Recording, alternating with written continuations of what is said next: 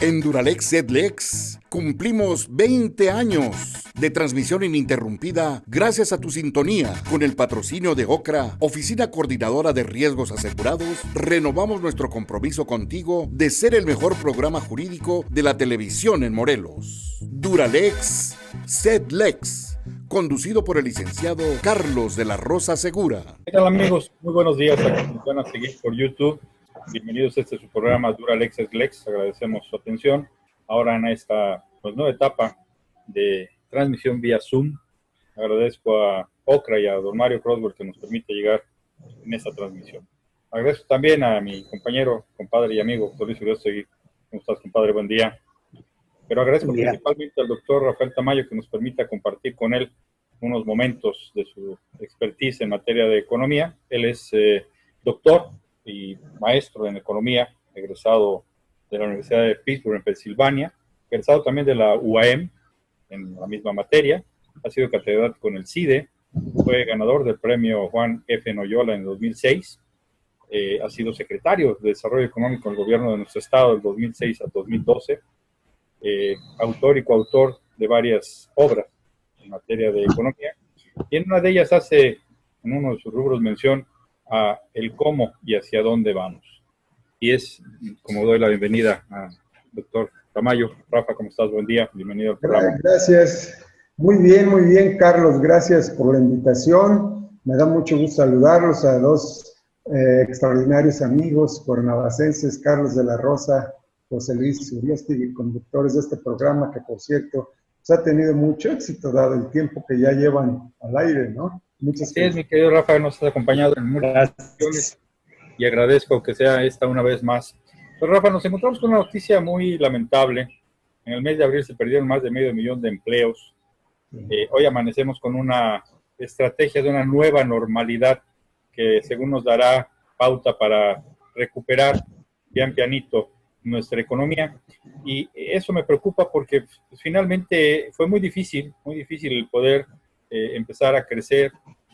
Hoy por hoy tenemos un menos puntos de crecimiento, tenemos 500,000 de empleos perdidos, de los 19,000, casi 20,000 millones de empleos, el 13% es de empleos eventuales, y que hoy con esta pandemia pues si eran pocos, un 13% de empleo eventual, pues con esta pandemia se han ido al traste y se ha caído lamentablemente y de una forma drástica la economía.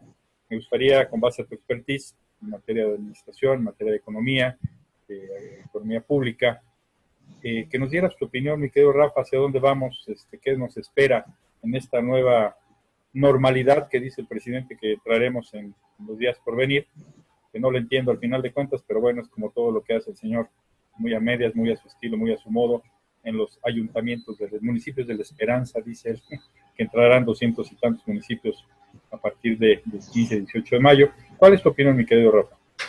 Pues mira, el contexto es por demás complicado, ¿no? Muy complicado. El gobierno a estas alturas, ya después de más de casi 2 meses desde que inició la contingencia, a estas alturas, pues ellos deben traer un dilema que les está pues haciendo la vida como funcionarios públicos muy complicada. El dilema entre continuar el cierre de la economía, es decir, continuar con el distanciamiento social y aumentar con ello pues, los costos económicos y sociales, o reactivar, ¿no? Reabrir de nuevo la economía, reactivar, corriendo el riesgo de que haya nuevos brotes importantes de la pandemia, de los contagios, y que a final de cuentas, pues como hasta el presidente Trump dice, salga más caro el remedio que el trapito, ¿verdad? Entonces están en ese dilema. ¿Qué hacer? Pues yo creo que hay mucho trecho, ¿no? Realmente el gobierno poco es lo que se ha hecho. Ustedes conocen, y yo creo que han estado documentando hasta dónde han llegado las medidas gubernamentales. Por ahí se habla de un fondo de 50,000 millones de pesos para dar créditos de 25,000 pesos la mitad para empresas formales, la mitad para empresas informales. Ni para la renta. Muy lejos de ser suficiente. No aguantas ni un mes con esos 25,000 pesos. Yo creo que para empezar, el monto del fondo debería ser mayor, a efecto de que los créditos sean también de un monto mayor. Por otra parte, ¿verdad? Los créditos no son la medida más idónea para resolver este tipo de situaciones, sobre todo en la etapa de emergencia. Ya vendrá la segunda etapa una vez que la superemos, donde los créditos, por supuesto, que serían mucho más útiles.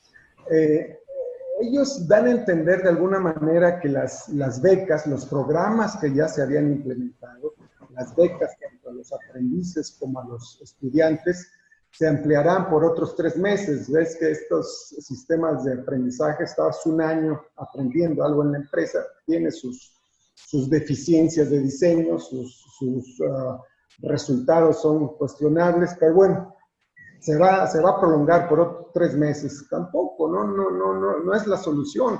Hablan del programa de adultos mayores. Eso no es la solución. Y te digo por qué. Porque ni unos ni otros están dentro del mercado laboral. Los estudiantes y los aprendices no están en el mercado laboral. No producen.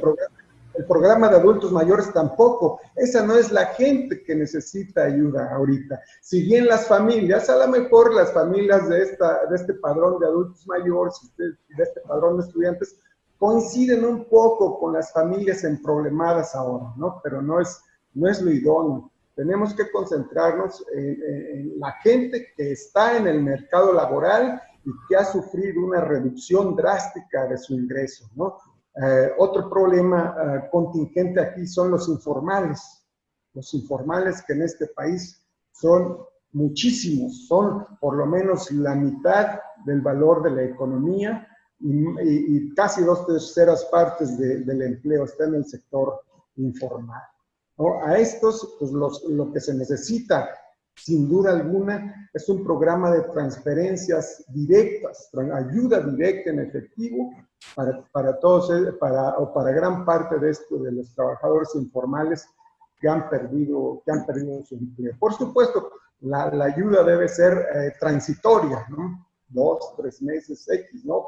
Marcarle 2 meses de inicio y según como vayan ocurriendo las cosas, pues adelantarnos a ampliarla o no eventualmente. Pero ese es un programa muy importante, atender a los trabajadores formales, a los informales, que son muchísimos, porque pues no le puedes pedir a alguien que tiene día a día que ganarse su ingreso para subsistir, que no salga a la calle a trabajar, a ganarse el sustento. Es complicadísimo. Por lo tanto, si los quieres tener en su casa, debes de proveerle esta ayuda temporal, por supuesto.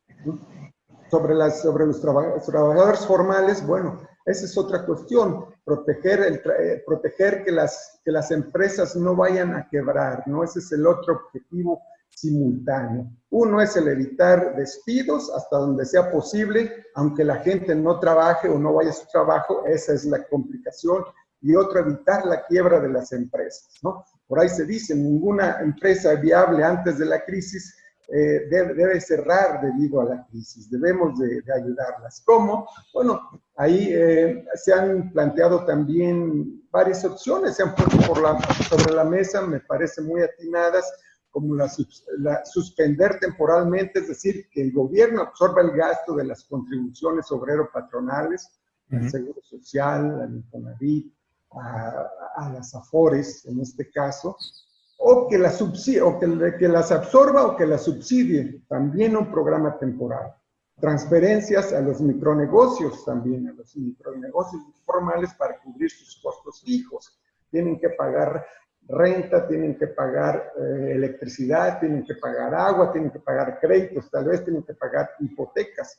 Pero el problema aquí es que en cuestión de semanas, miles o millones de negocios se ven en problemas de liquidez al estar cerrados, ¿no? Entonces, no hay liquidez no hay liquidez en la fuerza laboral, no hay liquidez en los negocios. No puedes continuar así, por lo menos no por mucho tiempo, ¿no? Yo creo que la apuesta es a que esto concluya pronto, pero como yo lo veo, yo creo que esto va para varios meses.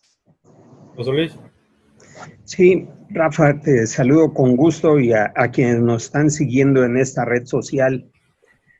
Has puesto en la mesa muchos temas objetivos.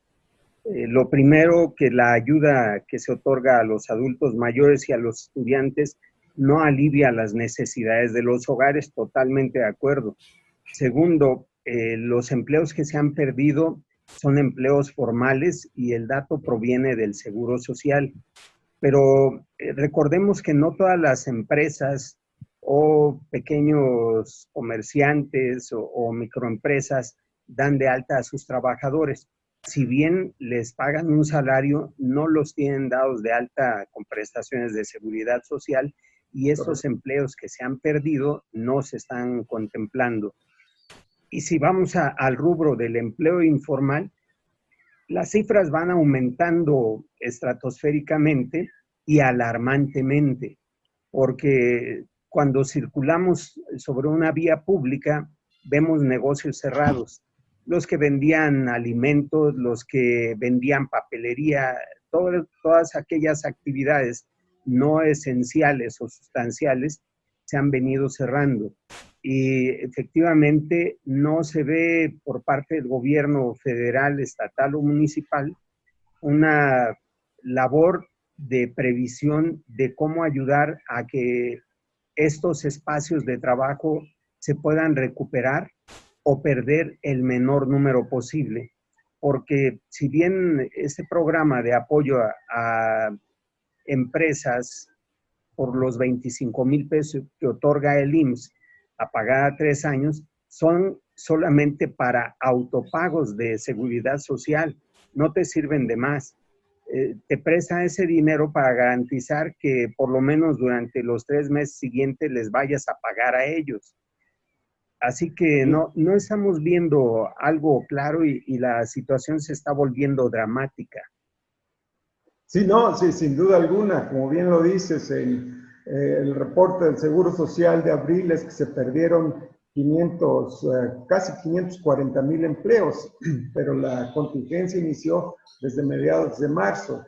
Yo creo que fácilmente en los registros del Seguro Social, con todo y las deficiencias que acabas de puntualizar, pues se han perdido como unos 620,000 empleos registrados en el Seguro Social. Si tomas en cuenta los no registrados de empresas formales y los empleos de empresas formales, bueno, esto se va fácilmente a más del 1,000,000 o cerca del 1,5 millones de empleos perdidos en tan solo mes y medio, ¿no? La situación es grave, el gobierno tiene que actuar. Hay opciones por ahí, ¿no? Plantean diferentes opciones. Bueno, ¿qué es lo que cómo el gobierno puede sufragar estos programas que comentábamos, ¿no? Transferencias directas a los trabajadores informales, un aspecto muy importante que se tendría que cubrir, sobre todo para mantenerlos en sus casas, ¿verdad? Porque estamos viendo las imágenes en televisión y a través de otros medios. Esta gente está en la calle, está exponiéndose y esto puede, pues, agravar y prolongar la crisis, y mientras más se prolonguen, los costos van a ser mayores y la recuperación mucho más difícil. ¿Qué hacer? Bueno, también se han puesto varias propuestas sobre la mesa. La primera, bueno, deuda pública, ¿no? Ellos recordarán tal vez que el presupuesto de este año marca, o el objetivo es tener un superávit primario del 0.7% del PIB. Pues eso ya no se va a poder, ¿no? Yo creo que el gobierno tiene cierto margen para endeudarse, ¿no? Ahorita la razón deuda-PIB anda alrededor del 54%. Cierto, el país recauda poco. El país recauda solo 13%, un equivalente a 13% del PIB. Entonces hay quienes plantean, bueno, la razón deuda-PIB es baja, 54%. Hay margen para aumentarle hasta 5 puntos, alguien dice, ¿no? Si le dice al secretario de Hacienda se espanta, ¿no? Un par de puntos es altísimo y el argumento es que si recaudamos muy poquito. Por una parte. Por otra parte, los ingresos provenientes del petróleo, pues ustedes saben lo que ha ocurrido en el sector. Entonces, hay poco, realmente hay margen de maniobra para endeudarse, pero no es mucho. Sin embargo, hay otras opciones, ¿no? Las opciones de redireccionar el gasto de unos rubros hacia la pandemia.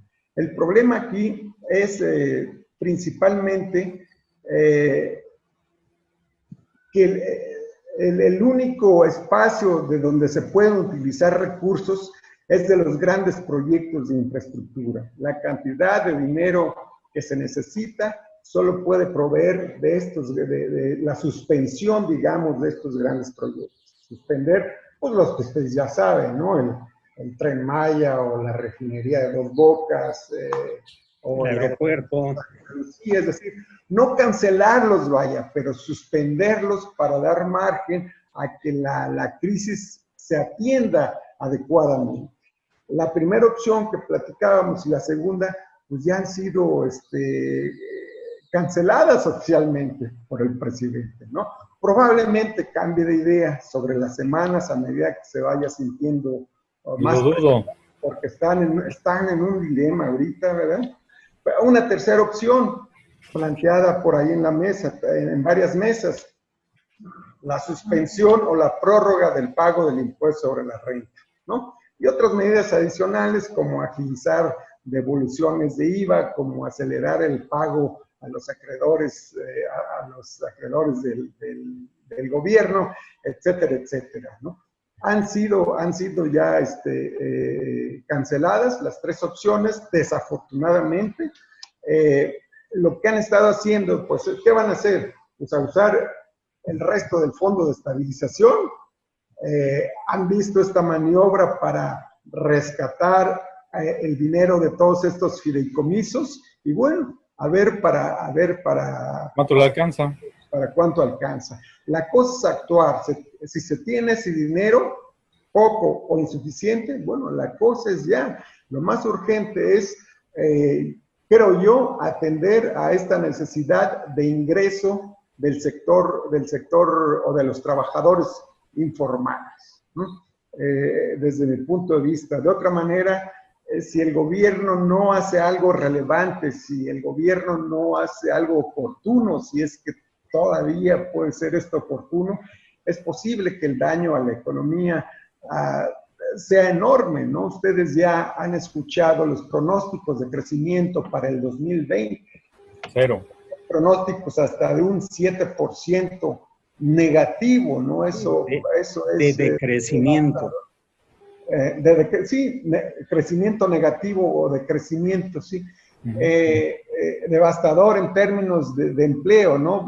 Puede haber daños permanentes que solo se pueden recuperar en términos de empleo, en términos de producción, pues en el muy largo plazo. Ahora, a lo mejor ellos no están considerando todos los costos económicos y sociales que esto tiene. El costo privado está muy claro, es la pérdida de ingreso para los trabajadores y para la empresa.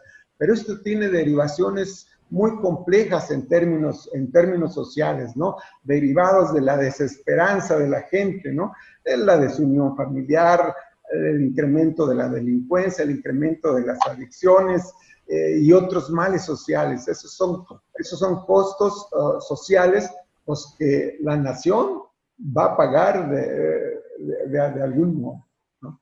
Por eso el ejército a las calles ya está temiendo revueltas sociales en las que de Puede una ser. manera tendrá que controlar con el ejército porque de otra forma no va a haber con sus dádivas ni lo poco que le da, como dices tú, a la población de la tercera edad o a los jóvenes, que le alcance para más o menos tratar de controlar a la sociedad después de que esto suceda, porque desafortunadamente han sido decretos muy, muy, muy lamentables los que se han emitido.